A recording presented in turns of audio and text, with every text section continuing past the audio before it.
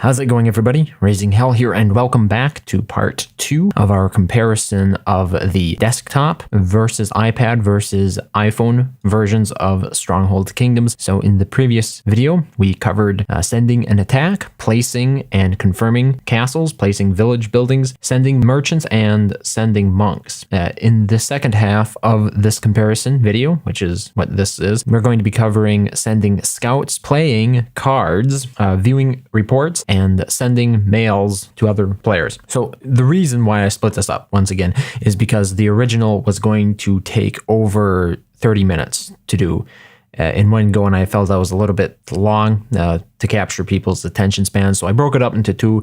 That way, you know, I also get to include these titles in the title, and it makes it easier for you to jump around. If there is something you're not quite interested in, you can just look at the title of the video and sort of swap between them. So let's get started. Next up, I wanted to send some scouts. So in the PC version of the game, we went to the Units tab once again, recruited all of the available scouts that we could, selected a resource to scout, clicked the scout icon in the upper right corner, and selected go. And my scouts were well on their way. Sending pretty much any unit on the iOS version brings up a pretty standard interface in which you click on the resource, click the icon to send the scout, or tap on the resource, tap the icon to send the scout, and then the scout simply acts on that. When it came to sending scouts on the iPhone, it was really no different than the iPad, and therefore barely worth mentioning. Let's talk about playing cards. Now, on the PC version of the game, it's relatively simple to play cards, and it's relatively simple to find them. You have a little search bar where you can type in the name of the card that you're looking for in particular, and pretty much away you go. As always, you have the categories as well as the shortcuts to very flavor specific cards, and pretty much every screen that there are cards available to play for those. On the iPad version of the game, the formula is much the same, with the exception that at least I couldn't find any search box in any of the card menus where I could actually search for a particular card that I was interested in playing. So in that regard, specifically, the iOS version of the game is a little bit harder to manage. And in addition to this, there is also no filter for most recently used cards that I could find, which also is a little bit of a hassle, as that is one of the quickest ways towards the cards that you're most likely to use.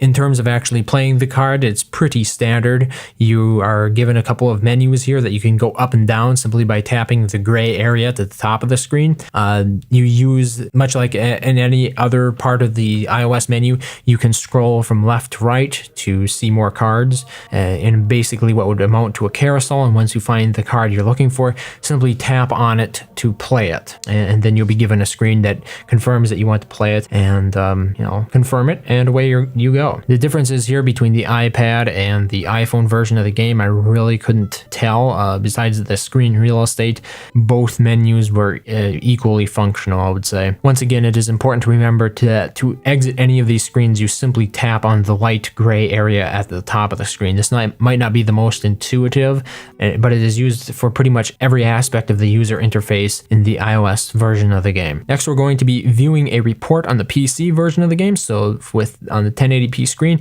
pretty straightforward. You just simply click the little paper icon in the upper right corner, which glows if there is an available report. Click on the report you want, see a summary of it. If there's additional information like view battle, you click the view battle icon, and then you're taken to the battle screen. You can adjust whether or not your castle appears flattened or in its majestic glory, and as always, you can speed up the battle to twice its speed.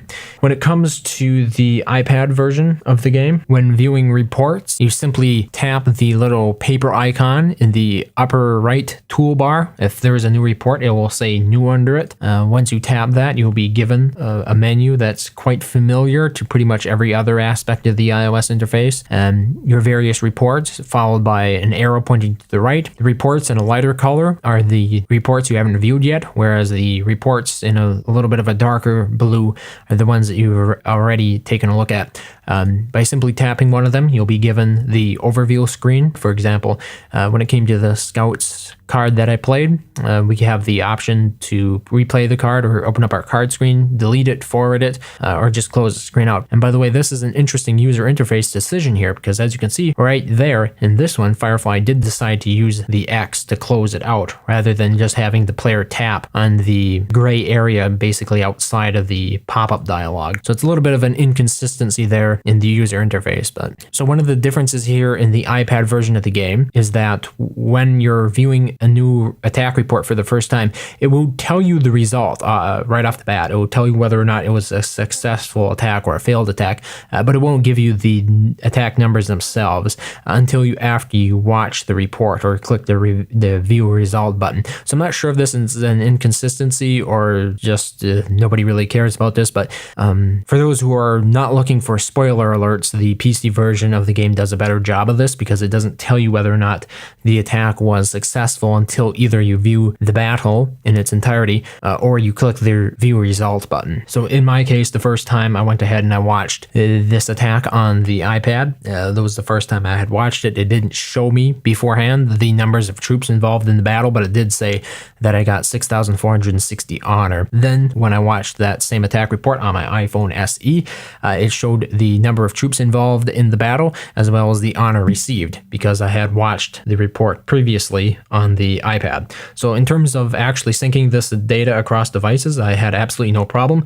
One of the best tips that I could give you is that when you're done with the app on any platform, basically just close it out in its entirety. So this includes on iOS devices. Just make sure that you hit your home button twice and then swipe up and close the app permanently. And that will save you from issues later on when it says that you have been logged out of the game or that your current session is invalid. It gives you some error like that. The best way is just to close the app in its entirety. That way you don't have to actually go back to the main menu and reselect your world, because that is one of those parts of the iOS version that I think can be improved as well, is simply give us more filters to show us which worlds we're currently playing and stuff like that, or which world do you play the most, and always have that one on top rather than making the players fish through them. I didn't like that a whole lot. I thought that could be improved. Lastly, and it's about time we end this, I went ahead and tried sending a mail.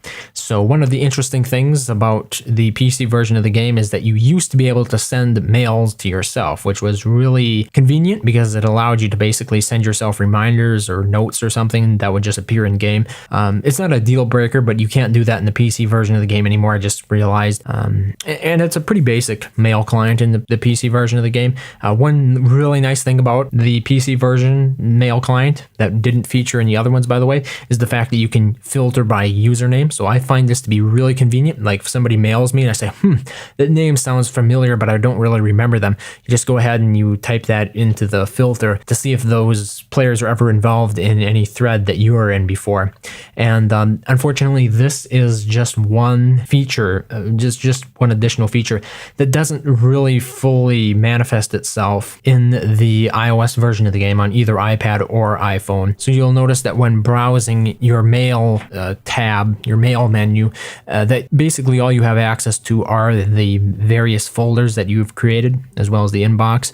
And of course, you have the option to create a new mail, but there is no option I could find to actually search by username, to filter by username, which is, for me, it's something that I missed. I really did appreciate that feature. It really helped me, just make sense of a lot of the data that I was getting.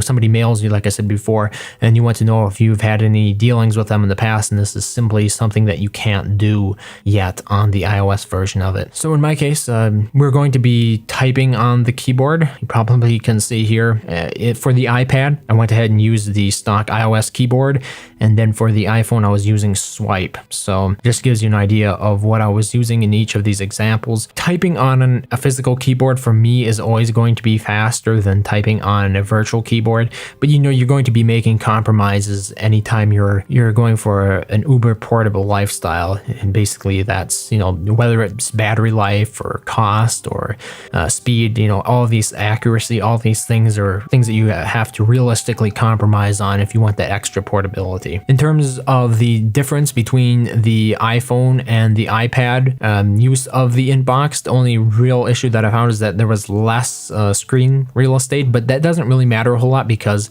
of the way that Firefly has actually programmed this part of it, where you actually enter the text into its own bar. You don't have to deal with trying to select the right, you don't have to type in the proper form on the actual game itself, because there's a little bar that pops up above the keyboard that you can type it all into and correct it and stuff. And I find this to be a welcome change over some interfaces, because a lot of mobile optimized websites I've found will do this thing where you'll be typing in a comment, but then your keyboard is overlaid on top of it, and therefore it makes it very hard to actually type it in. So this works very well.